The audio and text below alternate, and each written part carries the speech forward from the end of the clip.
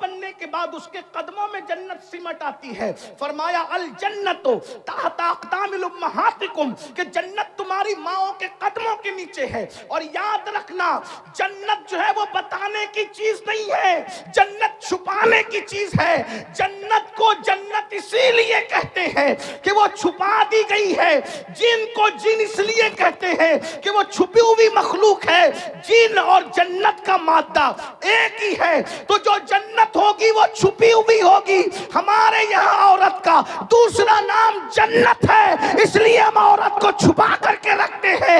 اللہ نے اپنی جنت بھی جو آسمانوں پر ہے وہ چھپا کے رکھی ہے. ہمارے یہاں عورت زمین کی جنت ہے, ہم نے اس کو بھی چھپا کر کے رکھا.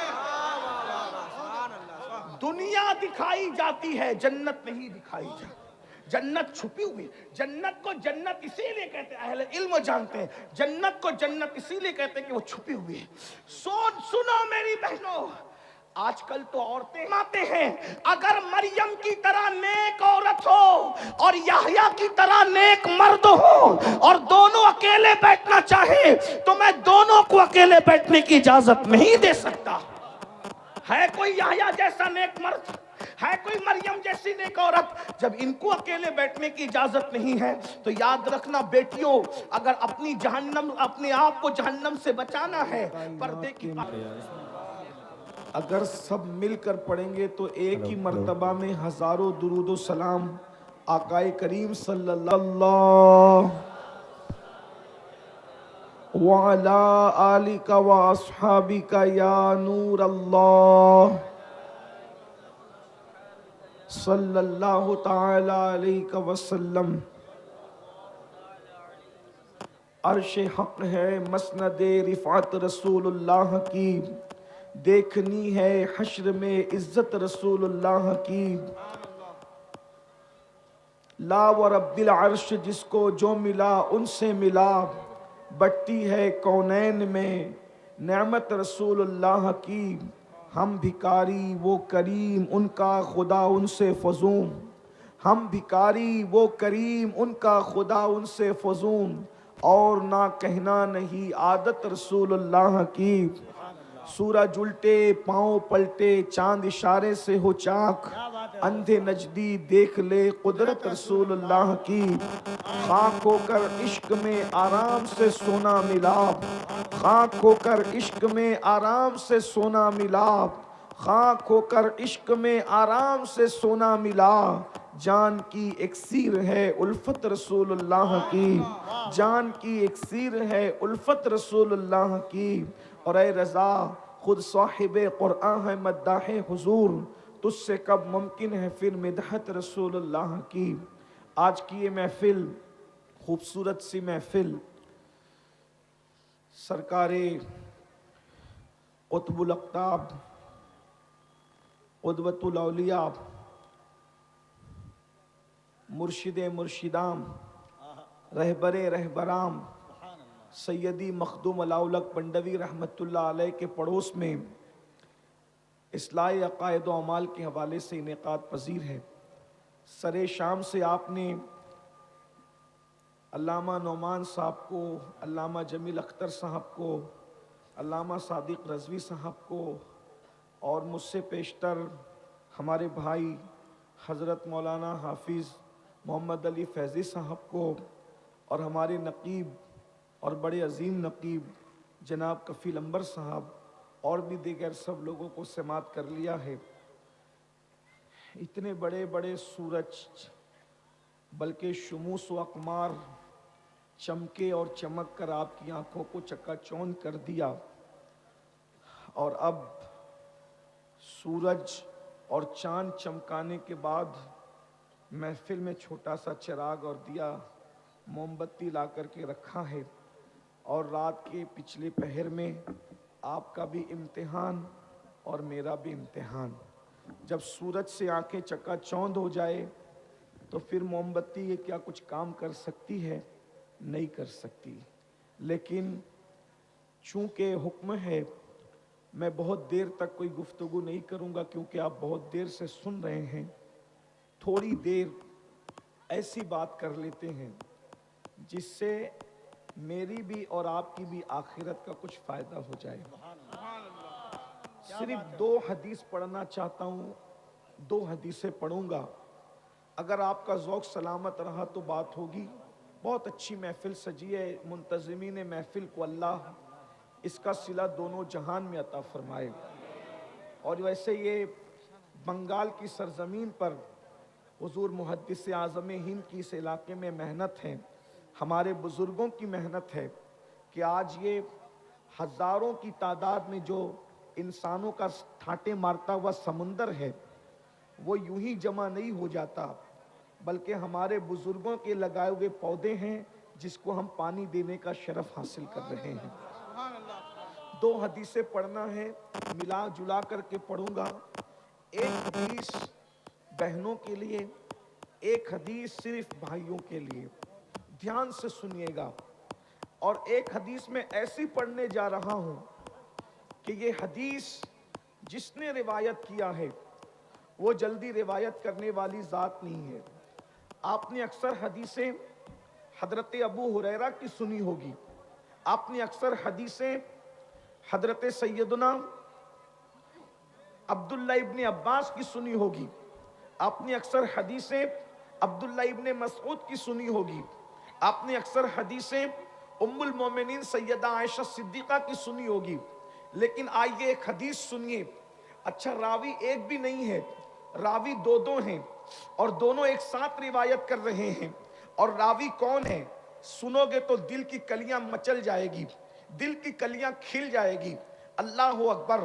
وہ راویہ کون ہے جسے دنیا سیدہ، طیبہ، طاہرہ، عابدہ، زاہدہ، راقیہ، ساجدہ، نقیہ، تقیہ، زکیہ، ام ابیہا، عالمہ غیر معلمہ، بدعائے مصطفیٰ، ملکہ فردوس بری، خاتون جنت، خاتون قیامت، ام الحسنین، ام الائمہ، حضرت سیدہ طیبہ طاہرہ فاطمہ بنت محمد الرسول اللہ کے نام سے جانتی ہے۔ ہستی کون سی روایت کرنے والی؟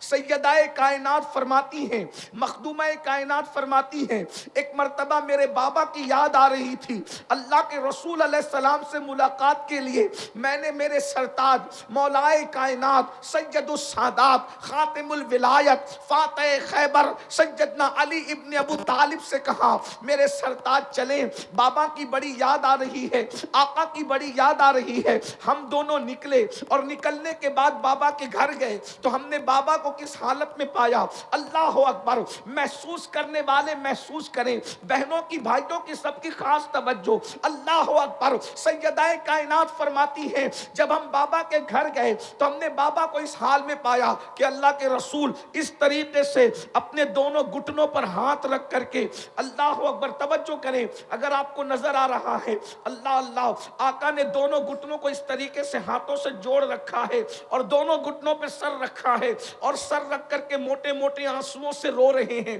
اللہ اکبر!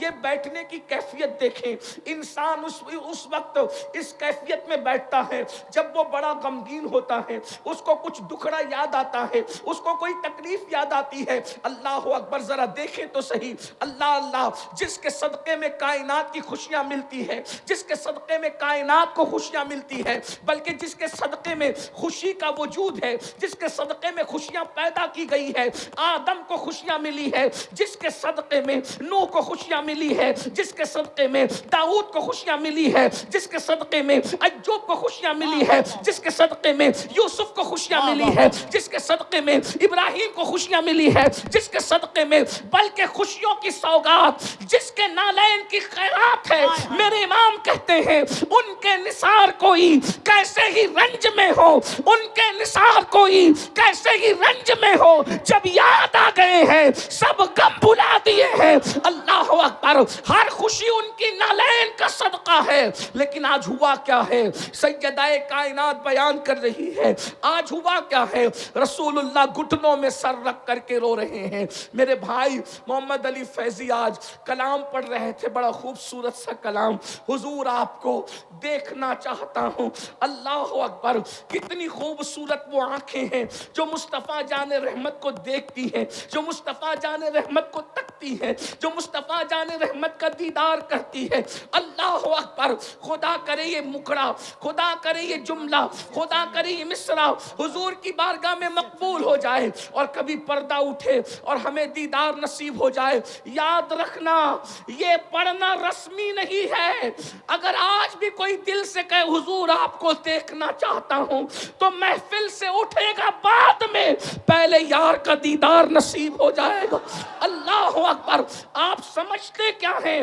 کچھ لوگ ایسے بھی آپ کی محفل میں ہوتے ہیں، ادھر پڑھا جاتا ہے، ان کے جسم یہاں موجود ہوتے ہیں اور ان کی حاضری بیٹھے بیٹھے وہاں ہو جاتی ہے۔ اللہ اکبر، اور وہی لوگ اس جلسے کی کامیابی کا سبب ہوتے ہیں۔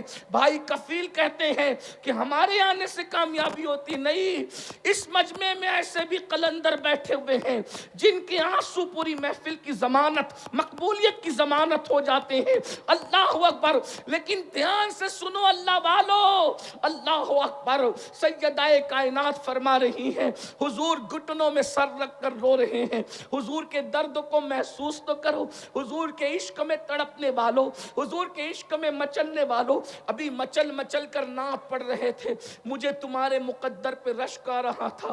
کتنے خوش نصیب ہو، اللہ نے اپنے محبوب کی محبت تمہیں دی ہے، حضور کا عشق تمہیں دیا ہے، حضور کی محبت تمہیں عطا کی ہے، لیکن حضور کے درد کو محسوس کر لو، اس لیے کہ وہ محب کیسا ہے جو اپنے محبوب کے درد کو نہ سمجھ سکے، وہ محب کیسا ہے جو اپنے محبوب کی تکلیف کو نہ سمجھ سکے۔ آؤ، حضور کیوں رو رہے ہیں؟ حضور کے رونے کی وجہ کیا ہے؟ اور وہ بھی کیفیت کیا ہے؟ گھٹنوں میں سر ہے اور سر رکھ کر کے اس طرح رو رہے ہیں کہ آنسوؤں سے داڑھی شریف تر ہو گئی ہے۔ اللہ اکبر، سیدہ نے سلام کیا، مولائے کائنات نے سلام کیا، حضور نے سر اٹھایا، سیدہ کا استقبال کیا، اس لیے کہ میرے آقا کی عادت تھی، ہمیشہ میرے سرکار سیدہ کا استقبال کرتے تھے۔ یہ بات بھی کہہ دوں بنگال والو، اللہ اکبر، ایک ہی ہستی ہے جس کے لیے حضور بار بار سر و قد کھڑے ہوتے ہیں، وہ کوئی اور نہیں ہے، وہ صرف حسنین کی امی ہے، جس کے لیے کونین کا مالک سید الانبیاء، سید المعصومین، سید الانبیاء، سید المعصومین سر و قد اٹھ کر کے کھڑے ہوتے ہیں۔ غور تو کیجئے، اتنے غم کی کیفیت میں بھی، حالانکہ ہمارے حضور غمگین نہیں، حضور علیہ السلام کے صدقے میں غم دور ہوتے ہیں، لیکن اس کیفیت میں بھی حضور اٹھ کر کے کھڑے ہوئے، سیدہ کو بوسے دیے۔ اللہ اکبر، سیدہ نے تڑپ کر کہا بابا کون سی چیز آپ کو رلا رہی ہے، کس وجہ سے آپ رو رہے ہیں؟ آقا اس طریقے سے رو رہے ہیں، تنہائی میں بیٹھ کر گھٹنوں پہ سر رکھ کر موٹے موٹے آنسوؤں سے رونے کی وجہ کیا ہے؟ تو میرے سرکار نے اپنی شہزادی سے کہا فاطمہ تم نے پوچھا ہے تو میں تمہیں بتاتا ہوں، میرے رونے کی ایک وجہ ہے، میں معراج پر گیا تھا، معراج پر جانے کے بعد جب میں نے جہنم کا مشاہدہ کیا، جب میں نے جہنم کو دیکھا تو جہنم کو دیکھنے کے بعد آج وہ جہنم کا منظر مجھے یاد آ گیا ہے، آج وہ جہنم کا منظر مجھے یاد آ گیا ہے فاطمہ، اسی منظر کو یاد کر کے میں رو رہا ہوں۔ میرے رونے کی وجہ یہی ہے کہ میں سوچتا ہوں کہ جو عذاب میں نے جہنم کا مشاہدہ کرتے وقت اپنی امت کے حوالے سے دیکھا ہے، میری امت اس کو کیسے سہ سکے گی، میری امت اس کو کیسے برداشت کر سکے گی؟ میں بطور مفہوم یہ بات پڑھ رہا ہوں۔ اللہ اکبر، تمہارے میرے رسول جہنم کے اندر امت پر ہوتے ہوئے عذاب کو دیکھ کر کے رو رہے ہیں۔ میرے بھائیو، گناہ کر کے قہقہے لگانے والوں، گناہ کر کے ہنسنے والوں، حضور کو جو چیز رلا رہی ہے وہ کیا ہے؟ اب ذرا دھیان سے سنو، اللہ اکبر، میرے آقا رو رہے ہیں۔ سیدہ سے کہا میں نے جہنم کا جب مشاہدہ کیا تو میں نے کیا دیکھا؟ اب ذرا آقا فرما رہے ہیں جو مشاہدہ حضور نے کیا، فرما رہے ہیں، فرمایا میں نے نے جہنم میں کچھ عورتوں کو پہلے تو فرمایا میں نے سب سے زیادہ جہنم میں جن کو دیکھا وہ دو لوگ ہیں، ایک تو عورتیں ہیں اور نمبر دو کچھ غریب مرد ہیں، مفلس مرد ہیں۔ اللہ اکبر، اس کی تشریح اگر نہ کروں تو آپ الجھن میں پڑ جائیں گے۔ حضور نے غریب مردوں کو کیوں دیکھا؟ اس لیے کہ غربت کبھی کبھی انسان کو کفر تک لے جاتی ہے، غربت کبھی کبھی انسان کو چاپلوس بناتی ہے، غربت کبھی کبھی انسان کو چوری کرنے پہ مجبور کرتی ہے۔ بنگال والوں، اس لیے میری گزارش ہے غربت سے نکلنے کی کوشش کرو، غربت سے نکلو، مالدار بننے کی کوشش کرو، لیکن مالدار حلال سے بننے کی کوشش کرنا۔ اللہ اکبر، سود کے پیسوں سے مالدار نہیں بننا، چوری کے پیسوں سے مالدار نہیں بننا، لوگوں کا گبن کر کے مالدار نہیں بننا، محنت کر کے مالدار بنو، خوب ترقی کرو۔ اللہ اکبر، یاد رکھیے اللہ اللہ ستاروں کے آگے جہاں اور بھی ہے ابھی عشق کے امتحان اور بھی ہے، تو شاہی ہے، پرواز ہے کام تیرا، تیرے سامنے آسماں اور بھی ہے۔ میری قوم کے جوانوں یاد رکھنا، جتنے وقت میں موبائل کھیلتے ہو، گیم کھیلتے ہو، اتنا ٹائم بچا کر کاروبار میں لگاؤ۔ اللہ اکبر، لوگوں کا بوجھ اٹھاؤ، لوگوں پہ بوجھ نہ بنو۔ پھر میرے آقا نے ایک بات یہ بھی فرمائی، میں نے جہنم میں سب سے زیادہ مقرر لوگوں کو دیکھا، خطیب لوگوں کو دیکھا، اور ان کے ہونٹ آگ کی کینچی سے کاٹتے ہوئے دیکھا۔ یہ وہ لوگ تھے جو لوگوں میں جا کر کے فتنہ پروری کرتے تھے، ایسے عنوان پہ تقریریں کرتے تھے جس سے امت لڑے، جس سے قوم میں جھگڑا پیدا ہو، جس میں قوم میں اختلاف پیدا ہو، جس سے قوم میں انتشار پیدا ہو۔ اللہ اکبر، یہ بات بھی آپ کو کہہ دوں میرے بھائیوں، یاد رکھنا پوری امت متحد تھی اس پر کہ رسول اپنی قبر انور میں زندہ ہیں، لیکن کچھ مقرر ایسے پیدا ہوئے جنہوں نے آ کر یہ فتنہ چھوڑا کہ معاذ اللہ وہ تو مر کر مٹی میں مل گئے۔ ایسے لوگوں کے ہونٹ آگ کی کینچی سے کاٹے جانے والے ہیں۔ اللہ اکبر، پوری امت اس بات پر متحد تھی کہ رسول اللہ کو جہاں سے پکارو وہاں سے حضور سنتے ہیں، لیکن کچھ مقرر آئے اور انہوں نے کہا نبی تو دیوار کے پیچھے کی خبر نہیں رکھتے، ایسے بدبخت لوگوں کی باتیں نہ سنا کرو۔ ایک بات اور بھی عرض کر دوں، پوری امت صحابہ کو جیسے چاہتی تھی ویسے اہل بیت کو چاہتی تھی، جیسے اہل بیت سے پیار کرتی تھی ویسے صحابہ سے پیار کرتی تھی، لیکن کچھ لوگوں نے فتنہ چھوڑا کہ معاذ اللہ یہ ایسے ہیں اور وہ ویسے ہیں۔ یاد رکھنا صحابہ ہماری ایک آنکھ ہے، اہل بیت ہماری دوسری آنکھ ہے۔ ہم جتنا پیار نبی کی آل سے کرتے ہیں اتنا پیار نبی کے اصحاب سے کرتے ہیں، جتنی عزت نبی کے اصحاب کی کرتے ہیں اتنی عزت نبی کے آل البیت کی کرتے ہیں، اس لیے کہ ہمارے یہاں عزت کا معیار کسی کو تولنا نہیں ہے۔ دنیا میں وہ ترازو پیدا نہیں ہوا جو ابو بکر صدیق کو تول سکے یا مولا علی کو تول سکے، اور ترازو میں علی و صدیق کو تولنے والوں، جب نبی کی نالین تولنے کے لیے کوئی ترازو پیدا نہ ہو سکا تو جگر گوش مصطفیٰ فاطمہ الزہرا کی عظمت کو تولنے کے لیے ترازو کہاں سے لایا؟ نعرہ تکبیر، نعرہ رسالت، عظمت صحابہ، عظمت اہل بیت۔ ایسے لوگوں کو نہ بلاؤ، ایسی لوگوں کی محفل میں نہ جاؤ جو تمہارے درمیان آ کر کے فتنہ خوری کرتے ہیں، کیونکہ ان کے ہونٹ بھی آگ کی کینچی سے کاٹے جانے والے ہیں۔ میں نہیں کہہ رہا، حضور علیہ السلام نے فرمایا، اس لیے بڑا احتیاط کا پہلو رکھیں اور اپنے بزرگوں کے نقش قدم پر رہیں۔ ہمارے بزرگوں نے نہ افراد کیا نہ تفرید کیا، جو عظمت رسول اللہ نے اہل البیت کو عطا فرمائی ہے وہ اہل البیت کے پاس ہے، جو صحابہ کو دیے وہ صحابہ کے پاس ہے۔ نبی نے کیا دیا صحابہ اور اہل بیت کو؟ ایک جملے میں کہہ دوں، جو سمجھ سکتے سمجھ جائیں گے، ہمارا عقیدہ اہل سنت کا واضح ہو جائے گا۔ خلافت الگ ترتیب، فضیلت الگ ترتیب، اہل البیت کی عظمت ہے اپنی جگہ۔ اللہ اکبر، بس اتنا سمجھ لو کہ اللہ اکبر، صحابہ اور اہل بیت کا فرق کیا ہے؟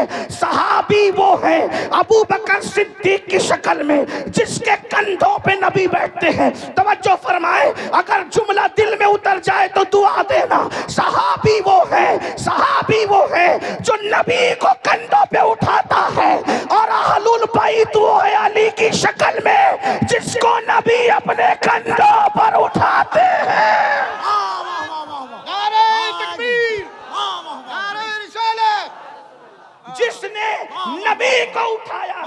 وہ بھی بھلایا نہیں جائے گا. جس کو نبی نے اٹھایا ہے وہ بھی بھلایا نہیں جائے گا.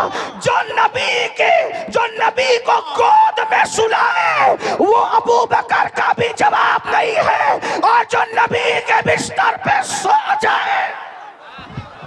نعرہ تکبیر، دونوں ہاتھوں کو اٹھا کر نعرہ تکبیر، نعرہ رسالت، ذکر خلیفہ اول عظمت حضرت ابو بکر، نعرہ حیدری، نعرہ حیدری. واہ واہ واہ واہ واہ واہ. مولا نے جس کی جو شان تھی اس کو وہ دیا. اب مولوی بیچ میں ٹپ ٹپ کیوں کر رہا ہے؟ کیا بات ہے میرے تمہارے کرنے سے کیا؟ جس کے جو کندھا بیٹھنے کے قابل تھا اس پہ بیٹھ کر بتایا یہ صدیق افضل البشر، اور جو بٹھانے کے قابل تھا اس کو اٹھا کر بتایا یہ علی. اللہ اللہ اللہ. جس کی گود میں سونا تھا اس کی گود میں سو گئے، اور جس کو اپنے بستر پہ سلانا تھا اس کو اپنے بستر پہ سلانا. واہ واہ واہ واہ. تقسیم ہو گئی. اب ملا جی آپ کا کوئی کام ہی انداز نہیں. بیان ہے. واہ واہ واہ واہ. آپ کو کیوں زکام ہے؟ نبی نے جس کو جو دینا تھا دے دیا. سب نبی کے لیے کھڑے ہوئے اور نبی سیدہ کے لیے کھڑے ہوئے. لوگ نبی کے لیے ممبر چھوڑتے ہیں، نبی حسنین کریمین کے لیے ممبر چھوڑتے. جس کو جو دینا تھا دے دیا. فضیلت الگ ترتیب، خلافت الگ ترتیب. یہ بس ہمارا. آج ہم عقیدے کے فیصلے کریں گے. عقیدے کے فیصلے تو 1450 سال پہلے ہو گئے. جس کو 14ویں صدی میں امام نے کہا تیرے غلاموں کا نقش قدم ہے راہ خدا، وہ کیا بہک سکے جو یہ سراغ لے کے چلے.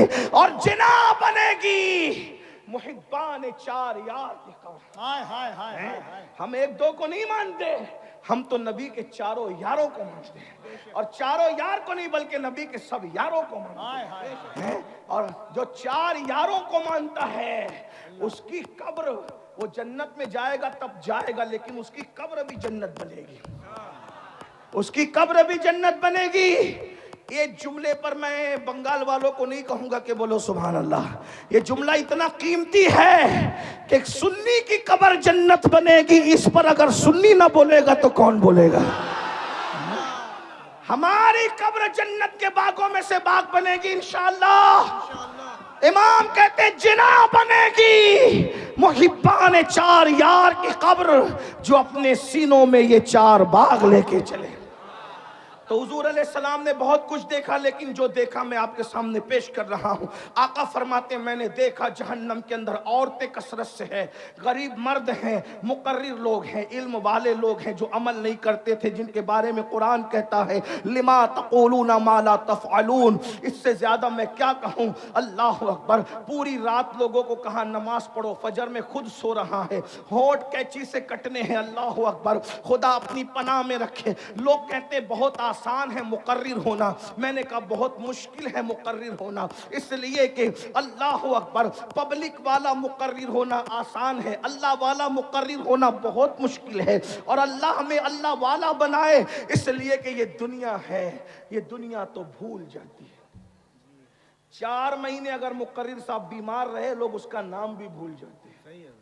یہ دنیا اتنی بے وفا ہے، جو اللہ کو بھول جائے اس نے مقرر کو کب یاد رکھنا ہے؟ جو قوم اللہ کو بھول رہی ہے وہ مقرر کو کب یاد رکھنا ہے؟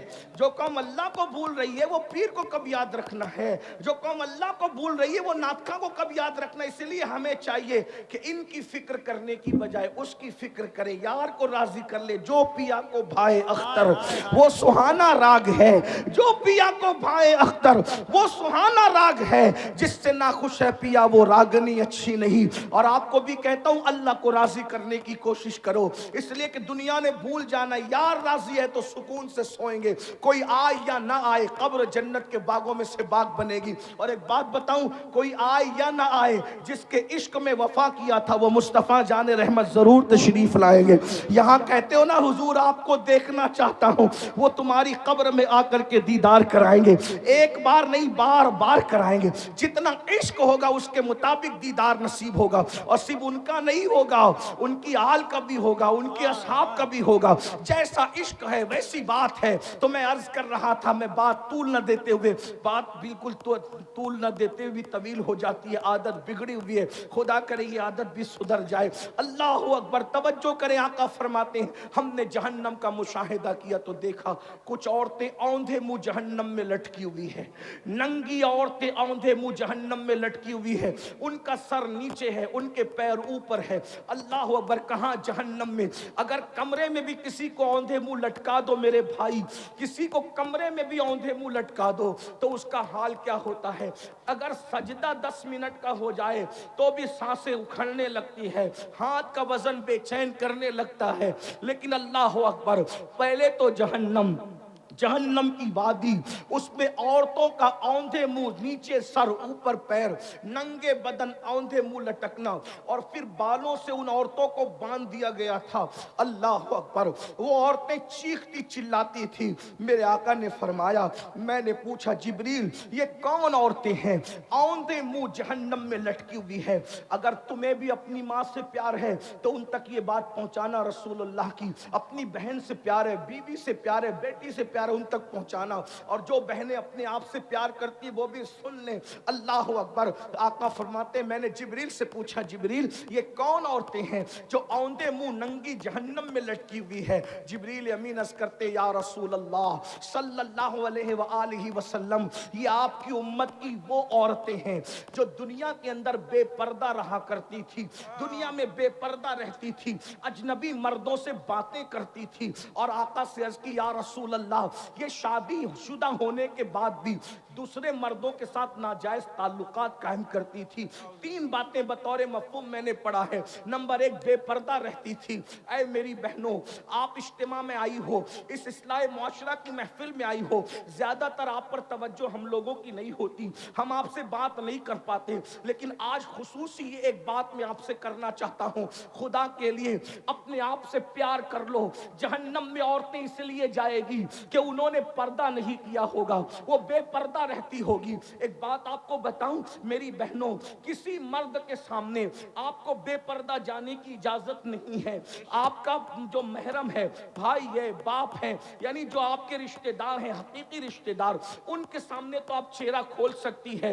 باقی آپ کا دیور سے بھی پردہ کرنا فرض ہے, سسر اس سے بھی پردہ کرنا فرض ہے, جیٹ اس سے بھی پردہ کرنا فرض ہے. بڑھ کے اگر آپ برا نہ مانے تو ایک بات کہہ دوں, اللہ اکبر, چونکہ آپ حق والے لوگ ہیں اس لیے میں کہہ دوں پیر سے بھی پردہ کرنا فرض ہے. آپ اپنے پیر کے سامنے بھی بے پردہ نہیں جا سکتی, مسجد کے امام کے سامنے بھی بے پردہ نہیں جا سکتی, کافروں کے سامنے تو ہرگز نہیں جا سکتی. اور بڑی بات کہہ دوں, تم اپنے نبی کے سامنے بھی بے پردہ نہیں جا سکتی. اللہ اکبر. میرے آقا علیہ الصلوۃ والتسلیم نے عورتوں کو پردے کا حکم دیا. بلکہ ایک بات آپ کو اور بتاؤں, اللہ اکبر, یہاں میرے بھائی لوگ بیٹھے ہوئے ہیں, اگر اپنی بہن کو, اپنی بیوی کو, اپنی ماں کو, اپنے گھر کی عورتوں کو جہنم سے بچانا ہے تو ان کو پردے کا پابند بناؤ, اپنی بچیوں کو پردے کا پابند بناؤ. یاد رکھنا, یہاں آ کر کے لوگوں کو تھوڑی بے چینی ہوتی ہے, یار عورتوں کو پردے کی بات کیوں کہی جاتی ہے, اور لوگ ہمیں انٹرنیٹ پر تانا بھی دیتے ہیں, یہ کیسے مسلمان ہیں اپنی عورتوں کو پردے کا حکم دیتے ہیں. ایک بات کہوں, ہمارے یہاں عورتوں کے لیے پردے کا حکم اس لیے ہے کہ ہم عورت کو جتنی شکلوں میں جانتے ہیں اس کی ہر شکل جنت ہے. یعنی وہ پیدا ہو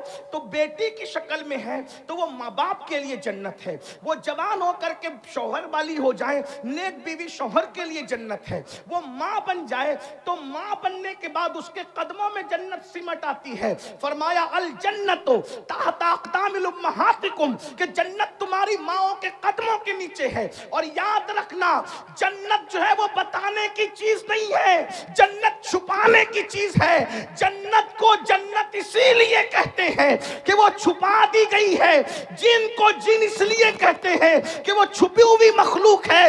جن اور جنت کا مادہ ایک ہی ہے, تو جو جنت ہوگی وہ چھپی ہوئی ہوگی. ہمارے یہاں عورت کا دوسرا نام جنت ہے, اس لیے ہم عورت کو چھپا کر کے رکھتے ہیں. اللہ نے اپنی جنت بھی جو آسمانوں پر ہے وہ چھپا کے رکھی ہے. ہمارے یہاں عورت زمین کی جنت ہے, ہم نے اس کو بھی چھپا کر کے رکھا. دنیا دکھائی جاتی ہے، جنت نہیں دکھائی جاتی. جنت چھپی ہوئی. جنت کو جنت اسی لیے کہتے ہیں، اہل علم جانتے ہیں جنت کو جنت اسی لیے کہتے ہیں کہ وہ چھپی ہوئی ہے. سنو میری بہنوں، آج کل تو عورتیں کسی کے بھی ساتھ بیٹھتی ہیں، کسی بھی کے بھی سامنے بے پردہ جاتی ہیں. یاد رکھنا یہ بھولا پن چھوڑو، پردے کے پابند بنو. دیور سے بھی پردہ، جیٹ سے بھی پردہ، خالہ زاد بھائی سے بھی پردہ، چچا زاد بھائی سے بھی پردہ، ماموں زاد بھائی سے بھی، سب سے پردہ کرو. ایک مرتبہ کسی نے پوچھا، امام ابن الجوزی اس حدیث کو لائے ہیں، توجہ سے سنو. پوچھا یا رسول اللہ، کیا کوئی عورت کسی اجنبی مرد کے ساتھ کہیں بیٹھ سکتی ہے؟ کسی اجنبی مرد کے ساتھ کہیں بیٹھ سکتی؟ آقا نے فرمایا نہیں، کوئی عورت اکیلے کسی مرد کے ساتھ نہیں بیٹھ سکتی. تو پوچھنے والے نے پوچھا یا رسول اللہ، اگر وہ عورت نیک ہو اور جس کے ساتھ بیٹھے وہ مرد بھی نیک ہو، دونوں نیک ہو، تو دونوں نیک لوگ ایک کے ساتھ بیٹھ سکتے دوسرے کے ساتھ؟ اب آقا کا جواب سنو. آقا فرماتے ہیں اگر کوئی عورت مریم کی طرح نیک ہو، جملے پہ توجہ کریں، حضور کی حدیث. لوگ کہتے ہیں مجھے میری بیٹی پہ بڑا فخر ہے. تیری بیٹی مریم ہے؟ کون ہے تیری بیٹی میرے بھائی؟ مجھے میری بیوی پہ بڑا اعتماد ہے. کیا ہے تیری بیوی مریم ہے؟ استغفر اللہ. سنو، جس کی شان میں قرآن کی 3 صورتیں بیان ہو رہی ہے وہ سیدہ مریم حضرت عیسیٰ کی امی. آقا فرماتے ہیں اگر مریم کی طرح نیک عورت ہو اور یحییٰ کی طرح نیک مرد ہو اور دونوں اکیلے بیٹھنا چاہے تو میں دونوں کو اکیلے بیٹھنے کی اجازت نہیں دے سکتا. ہے کوئی یحییٰ جیسا نیک مرد؟ ہے کوئی مریم جیسی نیک عورت؟ جب ان کو اکیلے بیٹھنے کی اجازت نہیں ہے تو یاد رکھنا بیٹیوں، اگر اپنے آپ کو جہنم سے بچانا ہے پردے کی پابندی کرو. ابھی آپ لوگ اہل البیت کی بات پہ بڑا ناز کرتے ہو، کرنا بھی چاہیے، لیکن میں سوچتا ہوں یا اللہ، سیدہ فاطمہ کا ذکر کتنا سنتے ہو، کتنا سنتے ہو، کتنا سنتے ہو، مچلتے ہو، اپنے آپ کو ان کا غلام کہتے ہو، ان کی کنیز کہتے ہو، لیکن کیا یہ بھول گئے سیدہ پاک سیدہ فاطمہ الزہرا نے اپنے بچوں سے بھی اپنے سر کے بالوں کو چھپایا؟ ایک دن کسی نے امام حسن یا امام حسین سے کہا تھا، حضرت امام حسین کی بات مجھے یاد آتی ہے، حسین تیری ماں بہت نیک تھی. توجہ کرنا، تیری ماں بہت نیک تھی. امام حسین کی آنکھوں میں آنسو تھے. کہا تو نے سچ کہا، میری ماں کے وصال کے وقت میں صرف 7 سال کا بچہ تھا، لیکن اس عمر میں بھی میں نے اپنی ماں کے سر کے بالوں کو کبھی نہیں دیکھا. 7 سال کا بچہ ہے بیٹا، کہتے ہیں کہ میں نے اس عمر میں بھی اپنی ماں کے سر کے بالوں کو نہیں دیکھا. یہ ہوتا ہے پردہ. اللہ اکبر. پھر میرے آقا صلی اللہ علیہ وآلہ وسلم کی کنیزوں، آج یہ بھی ہو رہا ہے کہ لڑکیاں اجنبی مردوں سے تعلق بنائیں. استغفر اللہ. یہاں کی لڑکیاں ایسے نہیں ہیں، بڑے شہروں میں ایسا ہوتا ہے فلموں کی وجہ سے، سیریلوں کی وجہ سے. لیکن ویکسین کے طور پہ یہ بات میں کہہ رہا ہوں، ٹیکہ لگاتے نا بیماری سے پہلے، اس کے طور پہ کہہ رہا ہوں، اگر یہ دنیا کے اندر عورتیں پاک دامن ہو جائیں، کسی مرد کی مجال نہیں ہے کہ وہ کسی عورت پر ڈورے ڈالے، کسی عورت کو بہکائے. عورتیں پھسل رہی ہے، اسی لیے مرد جو ہے وہ ناجائز تعلقات میں قائم ہو رہے ہیں. اور لڑکوں کو بھی کہہ دوں، 16 17 سال کی عمر میں لڑکیوں سے ناجائز دوستی کر کے زنا کے اڈوں پر جانے والوں، زنا کرنے والوں، بدکاری کرنے والوں، سن لو، یہاں تک فرمایا گیا ہر گناہ کی سزا مرنے کے بعد ملتی ہے. ہر گناہ کی سزا مرنے کے بعد ملتی ہے. زنا اور ماں باپ کی نافرمانی 2 ایسے گناہ ہیں جس کی سزا دنیا ہی میں ملتی ہے. ماں باپ کا غدار جب تک دنیا میں ذلیل نہیں ہوگا اس وقت تک موت نہیں آئے گی، اور زانی جب تک دنیا میں ذلیل نہیں ہوگا اس وقت تک اس کو موت نہیں آئے گی. بزرگوں نے یہاں تک فرمایا جو دنیا میں زنا کرتا ہے اس کی نسلوں تک اللہ عذاب کو باقی رکھتا ہے، اس کی نسلیں تڑپائی جاتی ہے، اس کی نسلیں سسکیاں لیتی ہے. بلکہ یہاں تک بزرگوں نے فرمایا زانیوں کی نسل میں اندھے، لنگڑے، لولے، عیبی اولاد پیدا کی جاتی ہے تاکہ ان کو تڑپایا جائے. حالانکہ ہر زانی جس کے گھر میں لنگڑی لولی اولاد پیدا ہو اس کو زانی مت سمجھنا، اس پہ شک نہیں کرنا، کیونکہ 98% لوگوں کے گھر میں بطور سزا اولاد عیبی پیدا ہوتی ہے اور 2% لوگوں کے گھر میں بطور امتحان پیدا ہوتی ہے. وہ فیصلہ فیصلہ میں اور آپ نہیں کر سکتے. اس لیے میرے بھائیوں، گندی فلمیں دیکھ کر، گندی پکچریں دیکھ کر اپنے آپ کو بدکاری کی طرف نہ لے جاؤ.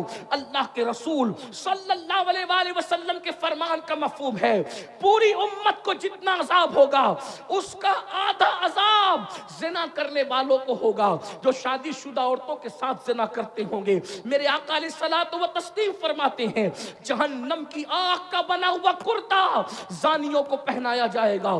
جہنم کی آگ کا بنا ہوا کرتا زانیوں کو پہنایا جائے گا 2 لمحے کی لذت کے لیے، 2 منٹ کی لذت کے لیے. اللہ اکبر، کتنا دردناک عذاب ہے. کاش لوگ توبہ کرتے، کاش لوگ استغفار کرتے. میرے بھائی، آدھے گھنٹے کا سیریل ہماری زندگی نہیں ہے، 3 گھنٹے کی فلم ہماری زندگی نہیں ہے. اپنے آپ کو برباد نہ کرو. اللہ کے سچے رسول فرماتے ہیں جہنم میں پہاڑ ڈالے جائے تو پہاڑ بھی پگھل جائیں. جس جہنم میں پہاڑ پگھل جائیں گے اس جہنم میں میرا آپ کا کیا بنے گا، ہماری ہڈی پسلیوں کا کیا بنے گا. یہ کسی مولوی صاحب کا قول نہیں، کسی مفتی صاحب کا قول نہیں، کسی شیخ الحدیث صاحب کا قول نہیں، کسی جلسے کے نقیب اور خطیب کا قول نہیں. یہ تمہارے اور میرے سچے رسول کا فرمان ہے. آقا نے کہہ دیا زانی کو آگ کی قمیص پہنائی جائے گی تو پہنائی جائے گی، وہ اس سے بچ نہیں سکتا. میرے تمہارے سچے رسول نے فرمایا اس سے بڑھ کر دردناک بات اور کیا ہو سکتی ہے. اگر حدیث میں نہیں آتا تو میں بیان کرنے کی ہمت نہیں کرتا. آقا فرماتے جنہوں نے دنیا میں زنا کیا ہوگا، دنیا میں زنا کیا ہوگا، ان کی شرمگاہوں پر جہنم کی آگ رکھ کر دہکائی جائے گی. کتنا کمزور مقام ہے. اللہ اکبر. اس کمزور مقام پر جب جہنم کی آگ دہکائی جائے گی کیا بنے گا. یہ دنیا ہی سب کچھ ہے، دنیا کی لذتیں سب کچھ ہے. اے میری قوم کے جوانوں، یہ جوانی ختم ہو جائے گی. 16 سال سے جوانی شروع ہوتی ہے، 40 سال پہ جوانی 50 سال پہ ختم ہو جاتی ہے. یہ جوانی جانے کے لیے آتی ہے. ہمیشہ جوانی کی بہاریں نہیں رہے گی، ہمیشہ یہ ابھرے ہوئے گال نہیں رہیں گے، ہمیشہ یہ خوبصورت آنکھیں نہیں رہے گی. یہ نرم نرم بالوں پر جو گھمنڈ کرتے ہو، جو بار بار انگلیوں سے بال کو سنوارتے ہو، بڑھاپے میں یہ نرم بال سخت ہو جائیں گے. اور سن لو، اللہ اکبر، عظمت قرآن و سنت محفل میں آنے والوں، علامہ ابن رجب حنبلی لکھتے ہیں جو جوانی میں پاپ کرتے ہیں، جو جوانی میں جرائم کرتے ہیں، جو جوانی میں گناہ کرتے ہیں، اللہ ان کو اتنا دردناک بڑھاپا دیتا ہے کہ اس بڑھاپے میں اتنے وہ ذلیل ہوتے ہیں اگر وہ کسی سے بھیک مانگتے ہیں بھیک تو کوئی ان کو بھیک بھی نہیں دیتا. وہ بستر میں چادروں میں منہ چھپا چھپا کر کے روتے ہیں. وہ رات کو تارے گن گن کر رات گزارتے ہیں. راتوں کی تاریکی میں جوانی میں پاپ کرنے والوں کو اللہ بڑھاپے میں نیند چھین لیتا ہے، سکون کی نیند چھین لیتا ہے.